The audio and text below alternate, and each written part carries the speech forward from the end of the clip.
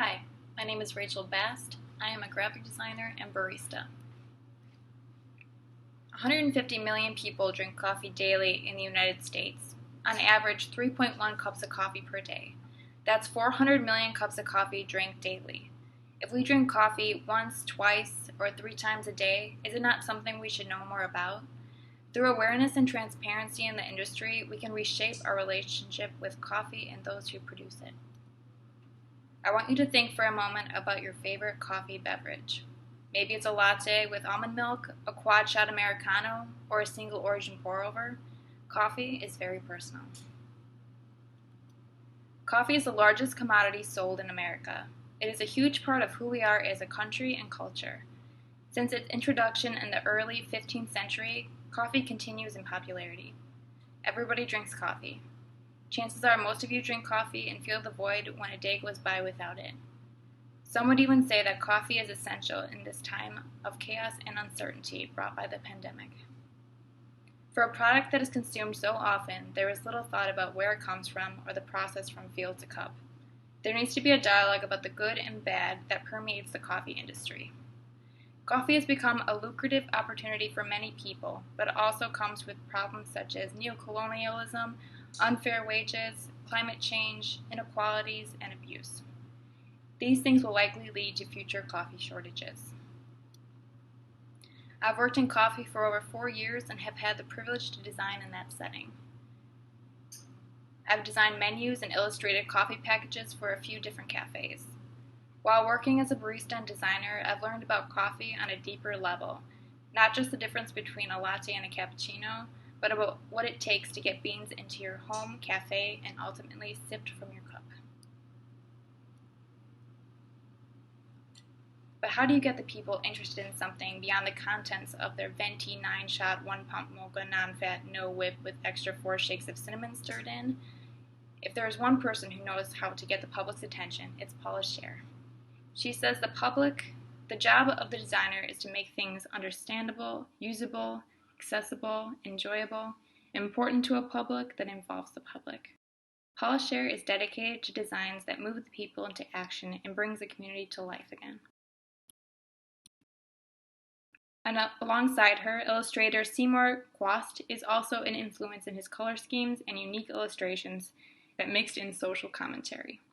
Design should be successful not only visually, but conceptually. For work to be successful, there must be more than, that looks nice. Design should have emotional depth as well. Designs present topics to the larger world in a way that says, consider looking at this matter of interest in a different light. If we are effective, it starts a dialogue. To be a designer who defines the task of a design in this way is a position of privilege. This project focuses on bringing awareness to the coffee process and the lives that have dedicated themselves to the craft. Next time you order your coffee, you'll have a better understanding of the work it took to bring these beans to you. It's not just coffee, it's someone's livelihood. In this project, we will show you the layers of the industry and certain aspects of the coffee process and highlight the individual stories of those who dedicated their lives to it. By presenting the task of the farmer, importer, and roaster, one should gain a different perspective and new respect for the craft. Meeta Tandy. She is a coffee farmer in Kenya. Coffee is a lucrative cash crop for her and 6,000 others in western Kenya. Her husband left her, leaving Tandy to fend for herself. Left alone to raise and provide for her children, she continued to farm. She began to farm coffee alongside her other crops. Through a program, she began to farm coffee properly and learned methods to make her crops healthier. There used to be no market for the coffee she would grow in Kenya. However, shortly after she was educated on the proper way to farm coffee through coffee seminars, she began to see real changes in her crops. Next, let's meet Matt. Matt began to dive deep into the culture and fell in love with the third wave coffee movement. Soon after attending Coffee Fest in Minneapolis, he began a job at a coffee importing company. He is now a senior sales representative and never dreamed that his passion for coffee would lead to a career that he loves.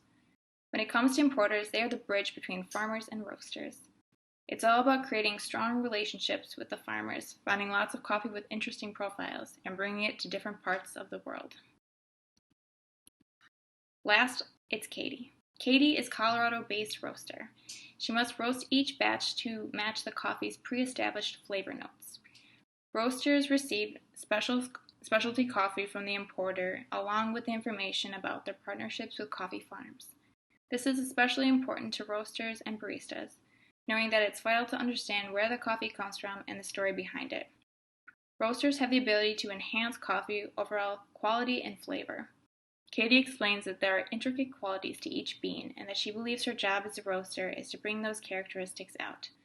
She likes to try different methods in her roasting process that creates a new and exciting flavor note. The goal is for the best coffee roasting possible for the customer, and that happens with trial and error. The coffee world has given her the opportunity to work with creatives in the field as well. She has since started her own magazine. This happened after meeting so many creative individuals in the industry. Without working in coffee, this opportunity might have never happened. These 3 stories are positive and prove the good in coffee. However, it is merely because the coffee community is coming together to educate and promote each other. As much as there is good in coffee, there's also aspects of the coffee industry that are problematic. There are tons of variables that go into producing coffee, overall making the supply chain unstable. By paying prices that are too low, the coffee industry is at least partially responsible for human rights issues such as poverty, child labor, poor working conditions, as well as environmental damage. In sustainability discussions, talking about a decent price is taboo. Industry largely refuses to commit to decent prices. When it comes to buying coffee, big coffees such as Starbucks, Peet's, and Green Mountain exploit farmers by taking advantage of low-yielding harvests and buy for the lowest price. Even with Starbucks' promise for $20 million to help coffee producers, it is hardly generous knowing that the company is a multi-billion-dollar corporation. Not only is there exploitation overseas, but also in the cafes that sell coffee produced. Baristas and roasters fall victim to the in-between paradox. You are not a server, so customers don't feel the need to tip you, but your employer factors in tip in your hourly wage. Baristas and roasters don't get paid enough hourly to make coffee a lucrative career.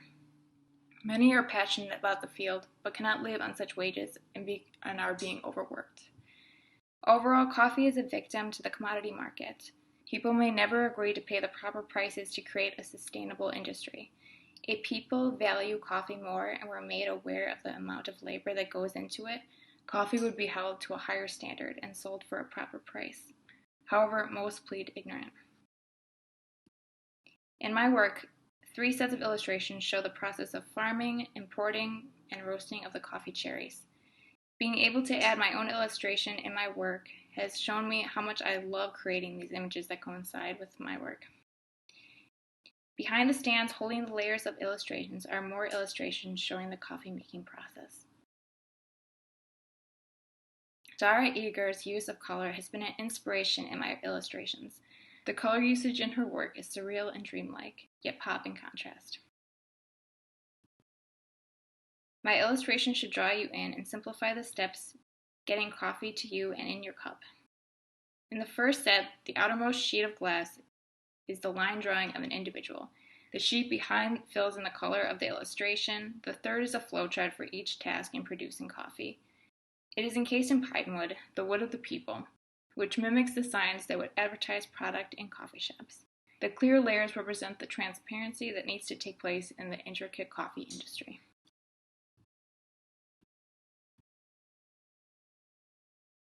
On the wall, there are 9 illustrations taken from the flowchart to further break down the process.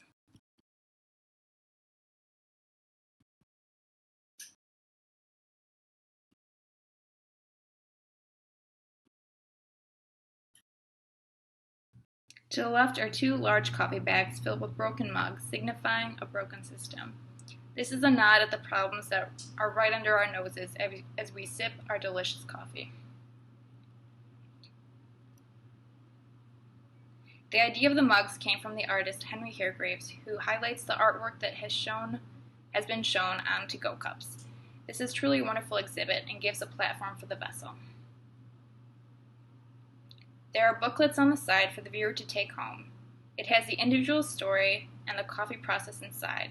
This way the audience has something they can bring home to remind them of the layers and layers that make up the production of coffee long after the gallery is over.